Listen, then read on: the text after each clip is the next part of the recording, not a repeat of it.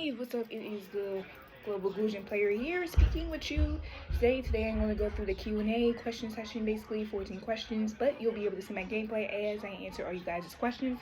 Just in case anybody has any overlapping questions, I will answer those thoroughly and completely for you guys just to make sure everything is good and settled. So please enjoy my gameplay and I will go through all you guys' questions. Today is going to be 14 questions that are answered completely, fully, in detail. So let me know if you have more and I'll do another video. Alright y'all, welcome back to another video. Today is going to be interesting. I'm with my duo today, which is Seat 3, Wan Wan. Really great. Like, I am so honored to play with her. She is awesome. Okay, today I'm doing Gusion Rome. I was thinking about doing Florin, but if you guys see my Florin win rate, no. I try to do all Gusion when it comes to playing duo out of respect.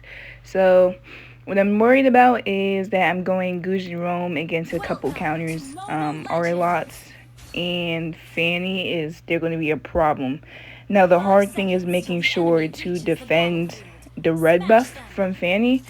And I put the push notification for Harley to actually come to red because he should just take red and then Fanny has a less chance of invading, but he wants to go to the blue.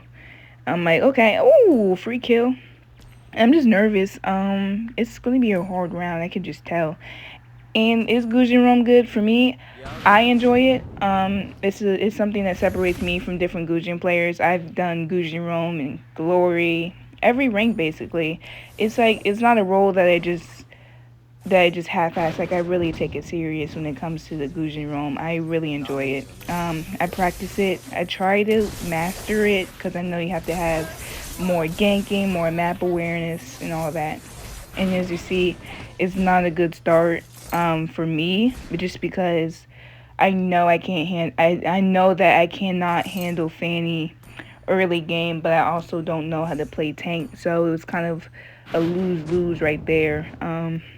We're going to have a really bad early game, I can just tell, as we know Harley is actually 0-2. And yeah, I am muted. I got muted for the 24,000th time, guys. So that's funny. Yeah, Harley, yeah, I'm getting blamed already, but I'm kind of at fault. I just don't know how to play other roams, and my friends can definitely back me up on that. If you guys see my Angela win rate, if you see my Florin win rate, Rome ain't for me, right? Unless it's Gusion, so yeah. So I'm looking at the map. Harley's still having a hard time. Cho is down there. Ooh, Wayne, you got that. Ooh, close, really close. That Fanny is so annoying. I'm gonna go ahead and go bottom because I think I need to help my friend out. Here you go. Oh my god, they're pushing the tower already. Oh my god. And I won't really have. So I'll go ahead and answer some of you guys' questions that you've had. I think there was one main one, is Gusion meta? For me, and from my experience in my 2 years with Gusion, I feel like he's most effective tactics available on and off. So sometimes I feel like if one patch he is in meta, then the next patch he's going to be meta. And we don't really call him like upfront meta. We call him old school meta just because he came out such a long time ago. And that they've landed like this big nerf on Gusion, you know, a couple patches after he was released or something like that. I heard he got hit with a hard nerf. At that time I wasn't really playing Gusion. But yeah, so we consider him old school meta. Is he meta right now? No. And the reason I say that is because CC counters him. And then there's a lot of jungles right now that's got buffed that jungle faster than him. And then it's also hard to play him from the EXP lane because those people got buffed. And as you know, for Gusion players, our main fear is crowd control burst. And that got, you know, like Guinevere and stuff like that. That got buffed. So even though Guinevere got nerfed, it doesn't mean that she doesn't hurt. And that's the problem that we have. We can't really handle Lunox or whatever her name is anymore like we used to. Some mages we can't handle. So yeah, I don't consider Gusion meta at all for him for this patch. Actually, I consider him kind of a bad pick, but I'm trying to make it through because I'm trying to defend my title. Now, the next question, Mage or Assassin Emblem or Gusion? I will go Assassin Emblem, and the reason I say that is because these people, the meta out that's out right now is a bunch of fighters and stuff like that, and they're getting Athena pretty early. And when you have Assassin, it gives you more penetration than the Mage Emblem, and then the Mage Emblem gives out more magic damage. So what happens is you have more upfront damage with the Mage Emblem, but if they get defense, you're going to be severely struck down just because the penetration is way lesser than the Assassin Emblem.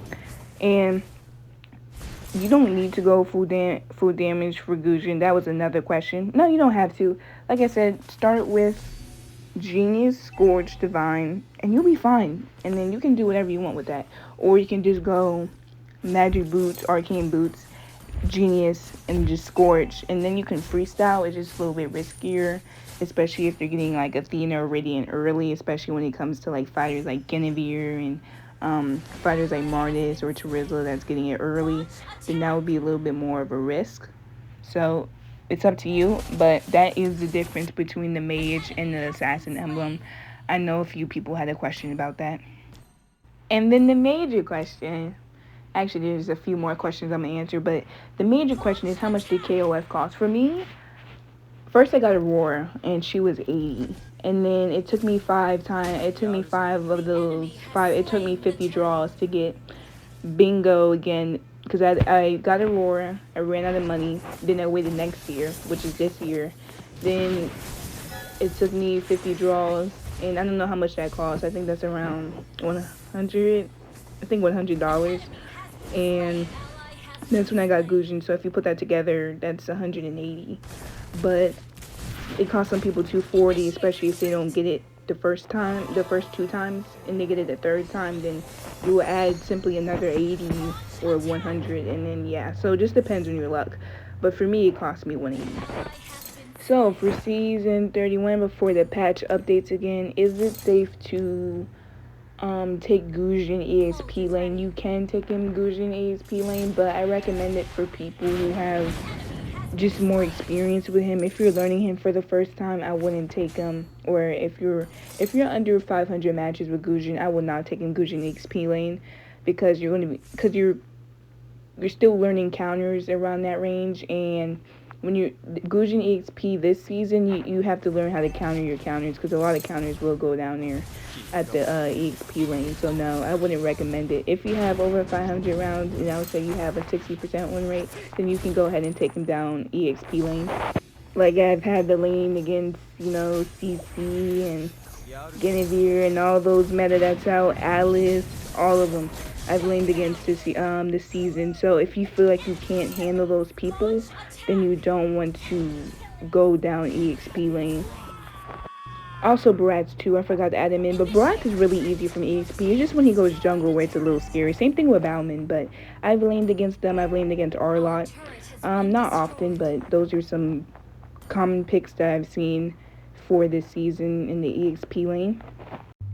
And then the most frustrating question I've heard is not because of you guys, it's actually just because of the question itself. Do you need to be fast-handed to use Gusion? No, you don't need to be fast-handed to use Gusion, especially right now. I actually don't recommend that you be fast-handed, or not crazy fast-handed, just because the crowd control is actually all over the place. And when you're fast-handed, you might kill exchange a lot, and that's up to you. If you want to kill exchange and you want to just secure kills, but then risk getting killed because you're going super duper fast and you don't know what's going to hit you from a bush or something, then yeah, you can fast hand, just accept the consequences. And then if you're timely, then obviously you'll get a little bit less kills, but you'll be more map wearing. So it's just up to you and your preference, but no, you do not need to be fast handed to play Gusion. Then people ask, how did I get good with Gusion? Because of my mentor. I'm not going to mention her name. I'm going to keep it confidential out of respect for her privacy. But because my mentor has taught me more than just the combos, taught me the laning, the roam, taught me the map wearing, the ganking, the lane rotations, which is stuff we overlook, right? Because you can be the best with Gusion, but if you don't have the objectives as your jungle, then you can cost your team. Also, I've also learned team fight, how to team fight against Gusion in the late game. I've learned in late game with Gusion not to die too much, even though he has falls off a little bit late game. But for me, since I was trained so hard on late game and what to do, I actually strive in the late game. Actually, I get stronger in the late game than I get weaker. So that's what separates me from the Gusions that I've seen. Some fall off late, but I get stronger late. I start striving late game. If it's a 30-minute round, there's a high chance we'll win just because I just don't die. I've been trained not to walk into bushes carelessly. I've been trained when to camp and when to not. So that's kind of what separates me. I've also practiced. When I first started Gusion, I practiced him. I did 100 matches a week. And then I think that was like, I don't know the math for that, but I did do 100 matches a week. And then in 4 to 5 weeks, I did 1,000 matches with Gusion on my other account. So I think also just determination and everything. I was really passionate of learning Gusion. So just to answer y'all's questions, that's probably the most important, impactful question that I think hit me really hard. How did I get good? It was definitely support for sure from my mentor. And then another question, do I solo Gusion? I solo him. I solo and duo him mainly, but there is one trio I trusted. I only trust one trio throughout my entire, I guess, span of playing Gusion. I've only trusted one trio. So that's the only time I ever went trio and up. I don't do full teams, so if you invite me to do full teams, I won't come. If you invite me to do trio, I won't show up. If you invite me to do duo, most likely I'll play with you. And then solo is it's a love-hate relationship. It depends on the day, but duo is probably what I usually go. I go with certain duels. If you want to duel with me, you just have to let me know the roles that you play. Sometimes it might collide with me using Gusion all the time. Like if you want mid, and I'm strong mid, and I feel like I need mid, then that's probably going to be a problem. But yeah, I prefer solo duo. And can any of you guys 1v1 me regardless of your rank or any of that? Of course you can. I enjoy the customs. I like to 1v1. I like challenges. So if you want to 1v1 with me, just let me know. Just shoot me a text, and then just shoot me a date and a time, and then I got you. Then we'll custom. So yes, I am open to 1v1s. Next question. Was it hard getting global for Gusion? Well, I will tell you, it definitely wasn't easy. But if you think you can farm 500 marksman rate in 1.5 days, then yeah, then it was easy for you. But if you think it's hard to farm and go for a full day of ranked, then yeah, it was definitely hard because I went for a full day of ranked, win-loss.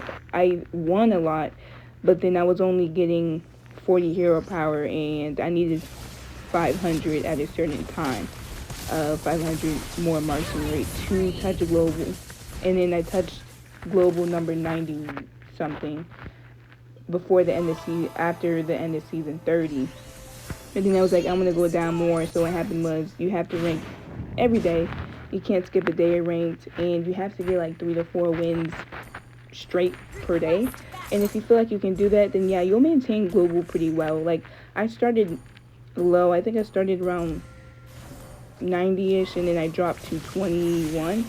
So it's definitely doable. I would say it's medium hard. I feel like once you get to the top, it gets kind of lonely just a little bit, opposed to ranking constantly to get there. I don't need to rank as much as opposed to striving for, like, let's say you're USA number 50, and then you're ranking so hard to get to USA number whatever, like 5 or something. Once you hit USA number 5, you don't even have to rank that much. And then for people, some people ask, why do I deny an invite? It's not personally. It's just that I have practice every day, track practice for 2.5 to 3 hours a day.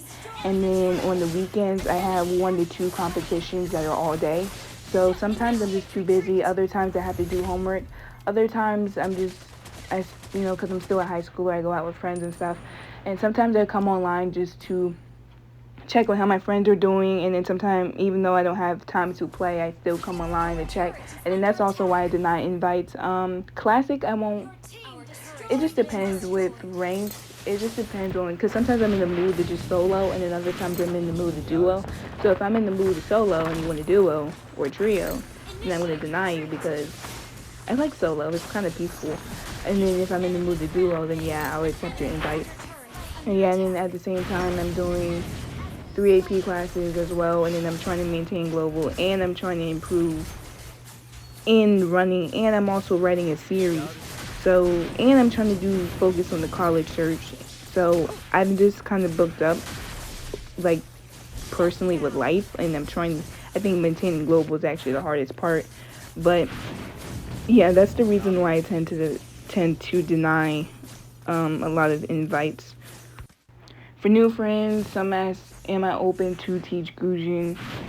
Yes and no. So you have to prove to me that you'll listen and that you'll retain the information and that you can be trusted, because I've taught people Gusion like freely at first, I would say, and they've proved me wrong. Like, they're lazy, they don't listen, they don't follow instruction, or they just stop playing, and then my teaching gets wasted. So my trustworthiness to teach new people has kind of gone down. So you have to be friends with me for probably more than 3 weeks. You have to prove to me that you're worthy, that you're willing to actually listen.